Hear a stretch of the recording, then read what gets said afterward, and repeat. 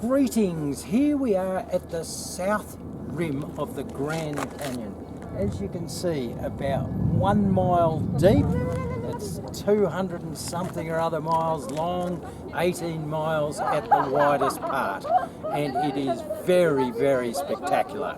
And what do we do when we're at the south rim of the Grand Canyon? We do the Kangarena.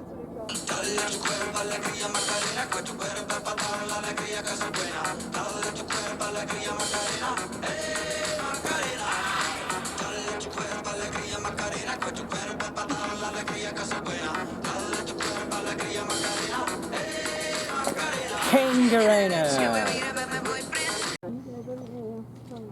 Just looking at the south rim of the Grand Canyon. There's clouding over, it's a bit misty in the distance. Not too bad down the bottom.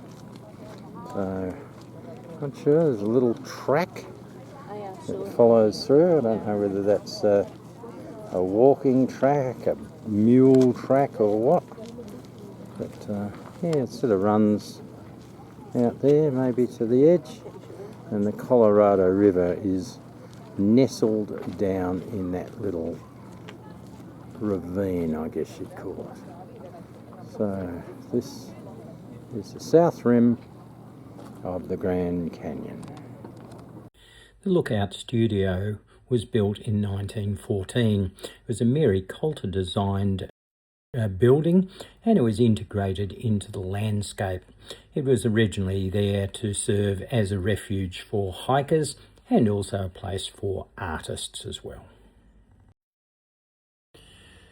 The Desert View Watchtower is an iconic building located on the south rim.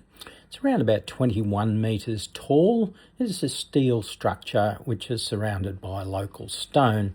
It was built in 1932, and like the Outlook Studio, the architect was Mary Coulter, and it was designed to fit in with the natural environment there.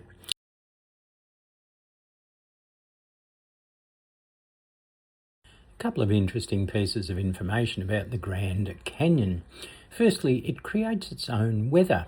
The North Rim in particular is around about 1,000 metres higher than the river itself, so the temperatures can differ by between 20 and 30 degrees Celsius between the rim and the floor. The other interesting thing is that there are no dinosaur bones there at all. And the reason for that is that even the youngest rocks, which are about 270 million years old, appeared before the dinosaurs appeared on Earth, which was around about 230 million years ago. But there are plenty of fossils. Around about 1.2 billion year old stromatolites have been found. So too have marine fossils in some of the from ancient seas, and 10,000 year old mammals remains are found in caves.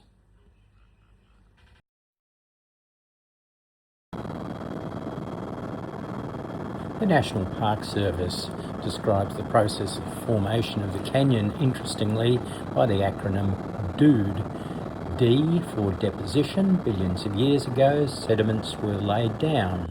U, there was uplift, the Colorado Plateau was raised around about 2 to 3 kilometres.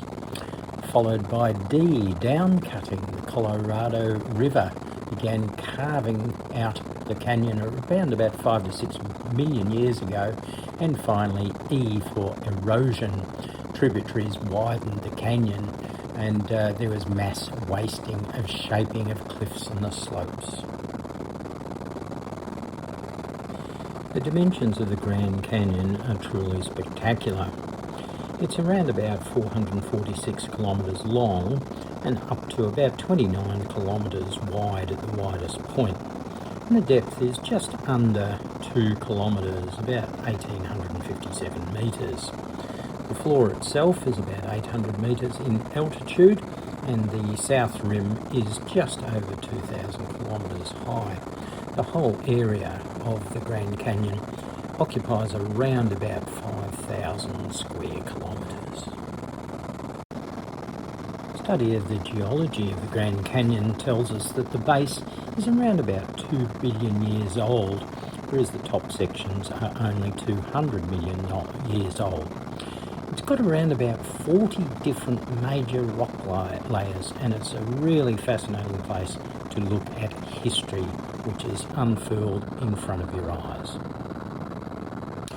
The river flow is fairly variable, but it is regulated by the Glen Canyon Dam, which is just upriver.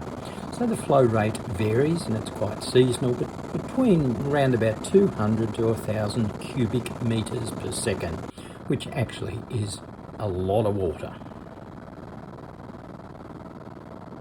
The Colorado River enters the Grand Canyon at Lee's Ferry and exits at Grand Wash Cliff.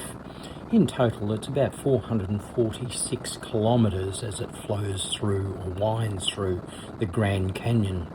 The total drop is between 600 and 700 metres. As such, there are quite a number of rapids, and whitewater rafting is very, very popular, although highly controlled.